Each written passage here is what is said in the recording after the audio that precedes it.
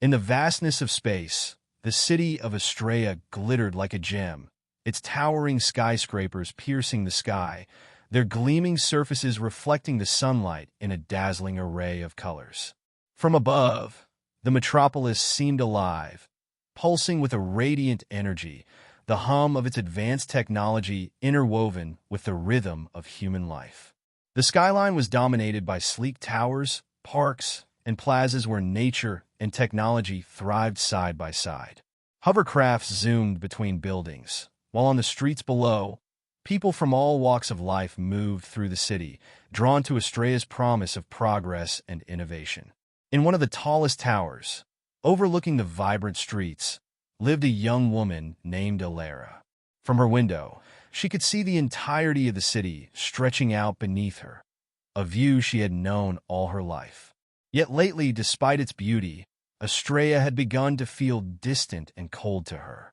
As the only child of one of the city's most powerful families, Lyla had grown up surrounded by luxury, art, and science.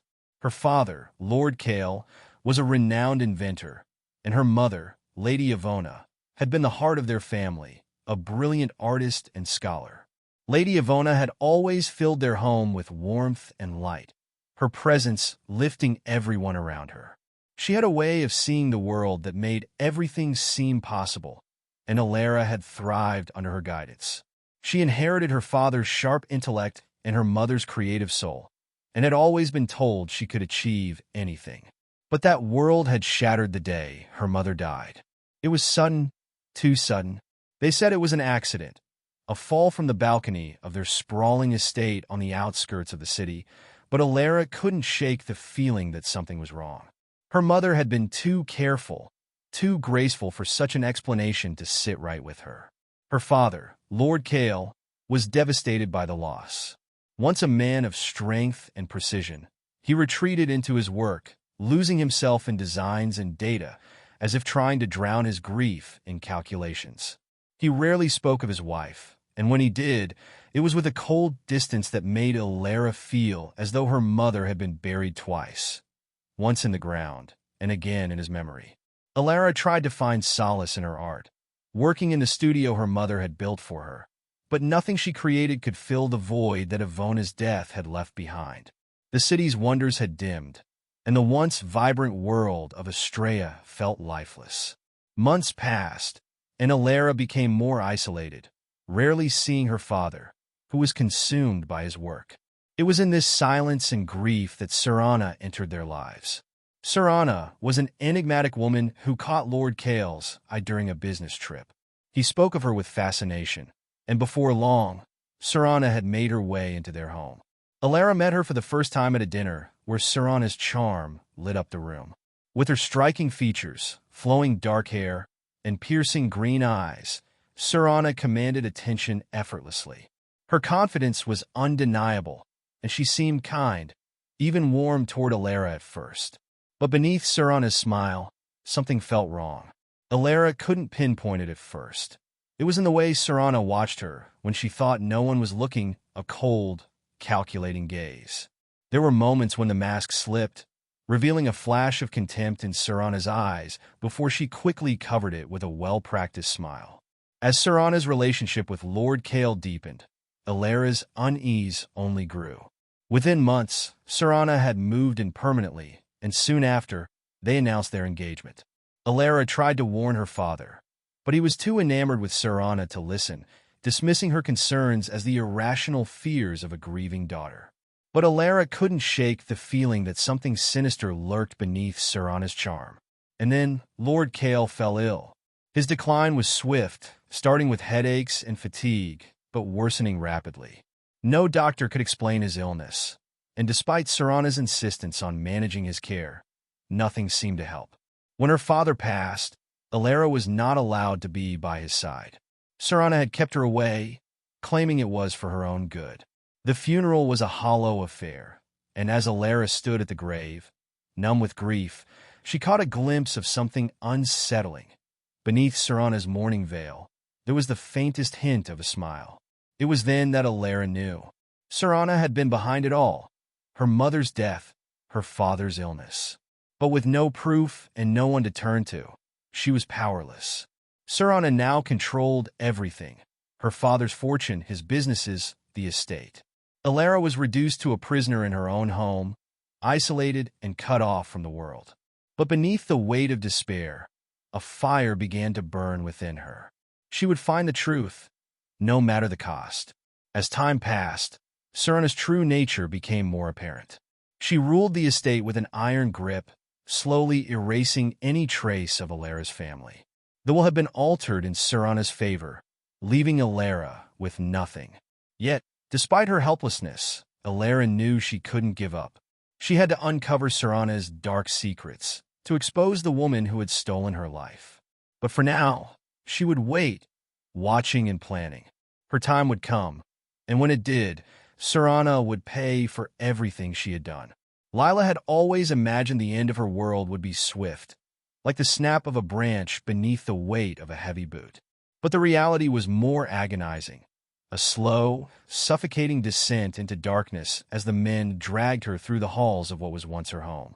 Saraphina's parting words echoed in her mind like a death sentence: "Somewhere you'll never be found."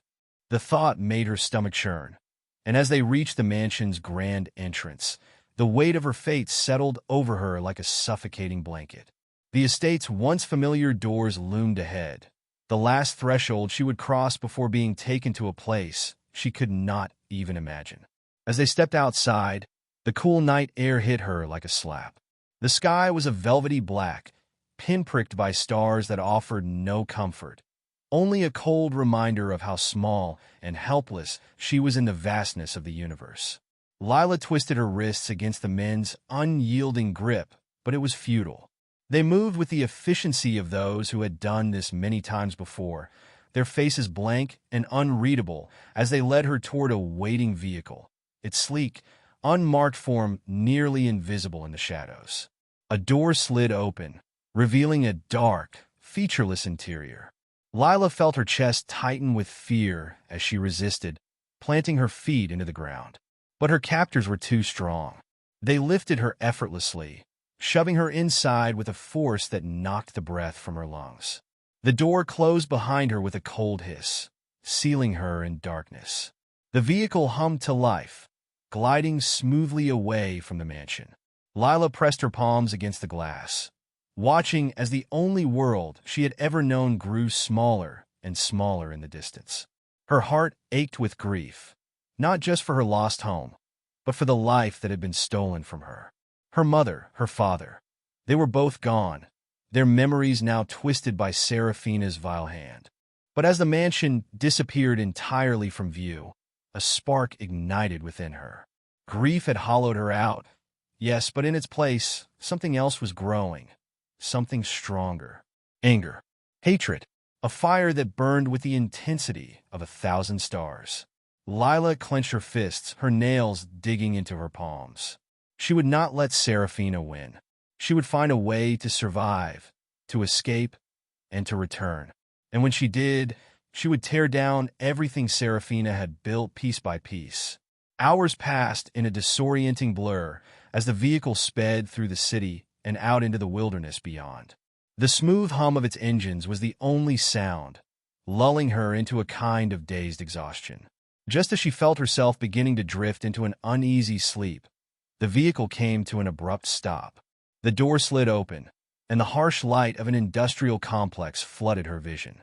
Lyla squinted against it, her heart pounding as she was yanked from the vehicle.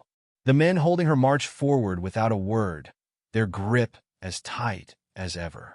She barely had time to take in her surroundings, but what she saw chilled her to the bone. High metal walls, barbed wire fences, and the stench of machinery filled the air. They were taking her to a processing facility, the kind reserved for people who were no longer considered people, just commodities to be bought and sold. Panic surged through her veins. I have to get out of here. I have to find a way.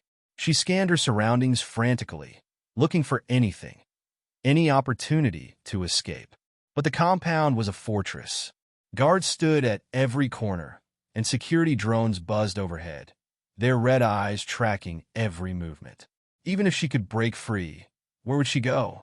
The men brought her to a large steel door, which slid open with a loud clang. Inside was a room as cold and sterile as the rest of the facility. They pushed her inside and forced her to sit in a metal chair in the center of the room. Her wrists were restrained, and she was left alone in the harsh fluorescent light, her mind racing with fear and anger. Moments later, the door opened again. A tall figure strode in, a man in a long, dark coat, his face obscured by the shadows. He moved with the air of someone used to being in control, someone who commanded fear with nothing more than his presence. He stepped forward, his sharp features illuminated under the harsh light. His gaze was ice-cold as he looked down at her. "Miss Lyla," he said, his voice low and gravelly. "You must understand, this is nothing personal. Merely business." Lyla glared at him, her heart pounding in her chest. "What does Saraphina want from me?" she spat, her voice trembling with rage. "Why go through all this?" The man smirked, a cruel glint in his eyes. "Saraphina is merely ensuring her position is secure. You, my dear, are a loose end, an inconvenience. She cannot risk you meddling in her affairs." Lyla's blood boiled. "She murdered my parents, didn't she?" she hissed. "She took everything from me." The man's smile didn't waver. "You're very astute, but it doesn't matter what you know. There's no one left to listen, no one who would dare challenge her." Lyla felt the weight of his words settle over her like a suffocating blanket, but beneath the fear, her anger flared brighter. She had nothing left to lose. "I won't let her get away with this," she said, her voice steady despite the terror gripping her insides. "I'll find a way to stop her." The man chuckled softly, shaking his head. "You won't even make it out of here alive." With that, he turned and left the room, the steel door slamming shut behind him. Lyla was alone again, but this time, her fear was tempered by something else: determination. She had been thrown into a nightmare, yes, but she would survive. She would escape, and when she did, she would make Saraphina pay for every drop of blood she had spilled. Lyla's gaze hardened. She wasn't just a helpless pawn in Saraphina's game. She was the last surviving member of a powerful family, and she would reclaim what was hers, no matter what it took.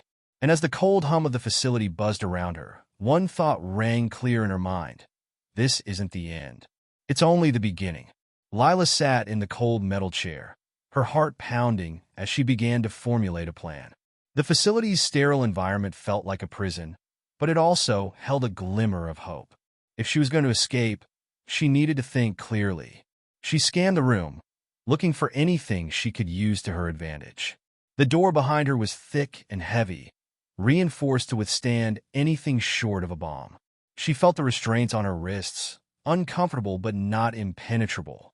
She needed a distraction, something to buy her time and create an opening. Minutes passed, and the silence in the room was oppressive. Her mind raced through her options, considering every detail she had observed. Outside, the sounds of machinery hummed, punctuated by the occasional shout from the guards. Then she remembered the guard uniforms. If she could get one, she could potentially blend in. She had to find a way to access the outside. Suddenly, the door swung open again, and the same tall man from before entered, flanked by two guards. "Time for processing," he said, his voice dripping with disdain. They approached her, ready to unfasten her restraints. Lyla's heart raced. She had to act. "What's the point of this?" she challenged, trying to buy time. "You think I'm just going to sit here and let you take me wherever you want?" The man smirked. "You'll find that we have ways of making you cooperate." The guards began to unfasten her restraints, and in that moment, Lyla seized her opportunity. As they pulled her arms free, she launched herself forward, using her momentum to catch one guard off guard. She shoved him hard, causing him to stumble back into the other guard. The two men collided, and Lyla darted past them, bolting toward the door. She barely made it a few steps before the man's voice called after her, furious. "Stop her!" Adrenaline surged through her as she sprinted down the corridor. The sterile walls blurred past, and she could hear the heavy footsteps of the guards behind her. There was no turning back now. She rounded a corner and skidded to a halt, scanning for an exit. To her right, she saw a door marked emergency exit. Without a second thought, She yanked it open and burst through, finding herself in a dimly lit hallway lined with large metal doors. With no time to lose, she sprinted toward the nearest door and tried the handle. Locked. Panic set in, but she forced herself to stay calm. She could hear the guards approaching, their voices growing louder. She tried the next door, unlocked. She pushed it open and slipped inside, quickly closing it behind her. The room was cluttered with various supplies, boxes, equipment, and machinery. It seemed to be a storage area. Her heart raced as she took stock of her surroundings. Lyla spotted a uniform hanging on a rack in the corner. It was slightly oversized, but it would have to do. She hurried to it, quickly changing out of her own clothes. She felt a sense of empowerment as she donned the guard's attire, adjusting the collar and pulling her hair into a tight bun to avoid detection. Once dressed, she scanned the room for anything else she could use. A small access panel caught her eye, its cover slightly ajar. She moved closer and peeked inside. Wires and circuit boards lay tangled together, and an idea sparked. If she could create a distraction, she might be able to slip out unnoticed. With quick movements, she grabbed a few supplies from the nearby boxes.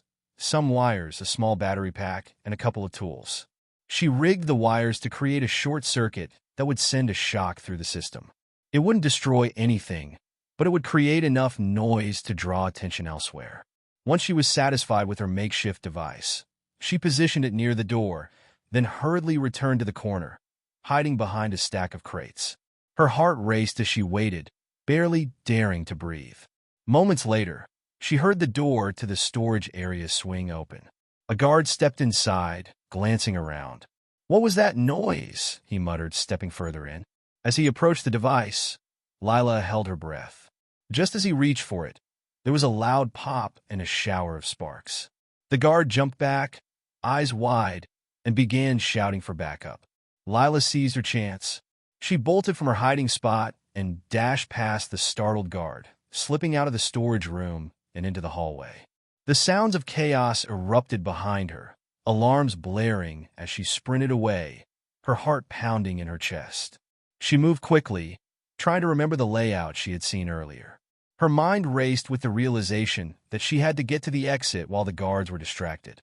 She spotted another door at the end of the hall. An exit sign glowed above it, casting an eerie green light. She pushed through the door and found herself outside, the cool night air washing over her like a refreshing wave. She was free, but not yet safe. She could hear the distant shouts of guards echoing behind her, and she had to keep moving. The facility loomed ominously in the distance, but the surrounding woods offered a chance at cover. Lyla dashed toward the tree line, her lungs burning as she ran. She didn't look back. As she plunged into the shadows of the forest, the world around her transformed. The oppressive walls of the facility faded away, replaced by the rustle of leaves and the chorus of nocturnal creatures. It was dark, but she felt more alive than she had in weeks. Lyla slowed to a halt, pressing her back against a tree to catch her breath. She listened intently, straining to hear any signs of pursuit. The guards' voices were distant now, muffled by the trees. With her heart still racing, she closed her eyes for a moment, savoring her newfound freedom. But she knew she couldn't stop. She needed to put as much distance between herself and the facility as possible. With a renewed sense of purpose, she moved deeper into the woods, navigating the terrain with determination. She had a plan to hatch, a score to settle, and she would find a way to expose Saraphina's true nature. Lyla was free, but her journey was just beginning. The fire within her burned brighter than ever, and she would not rest until she uncovered the truth and reclaimed what was hers.